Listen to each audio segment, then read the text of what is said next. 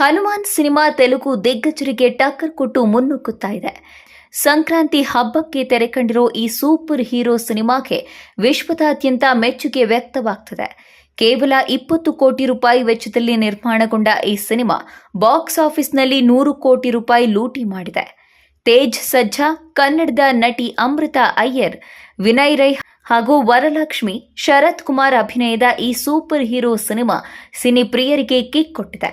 Box ಆಫೀಸ್ನಲ್ಲೂ ಕೂಡ ಧೂಳೆಪ್ಪಿಸುತ್ತಿರುವ ಹನುಮಾನ್ಗೆ ಕನ್ನಡ ತಾರೆಯರು ಕೂಡ ಮೆಚ್ಚುಗೆಯನ್ನ ಸೂಚಿಸುತ್ತಿದ್ದಾರೆ. ಡಾಲಿ ಧನಂಜಯ್ ಸೋಷಿಯಲ್ ಮೀಡಿಯಾದಲ್ಲಿ ಸಿನಿಮಾ ಬಗ್ಗೆ ಮೆಚ್ಚುಗೆಯನ್ನ ವ್ಯಕ್ತಪಡಿಸಿದ್ದಾರೆ. ಆದ್ರೆ ಇನ್ನೊಂದು ಕಡೆ ಶಿವರಾಜ್ ಕುಮಾರ್ ಅವರ ಪತ್ನಿ ಜೊತೆ ಹನುಮಾನ್ ಸಿನಿಮಾವನ್ನ ನೋಡಿ ಮೆಚ್ಚುಗೆಯನ್ನ ಸೂಚಿಸಿದ್ದು ತಮ್ಮ ಬಾಲ್ಯದ ದಿನಗಳನ್ನ ನೆನಪಿಸಿಕೊಂಡಿದ್ದಾರೆ. ಹಾಗೆಯೇ ತಮ್ಮ ಕುಟುಂಬಕ್ಕೂ ಆಂಜನೇಯ ಸ್ವಾಮಿಗೂ ಅವಿನಾಭಾವ ಸಂಬಂಧವಿದೆ ಎಂದು ಶಿವಣ್ಣ ಹನುಮಾನ್ ಸಿನಿಮಾವನ್ನ ನೋಡಿ ಹೇಳಿಕೊಂಡಿದ್ದಾರೆ.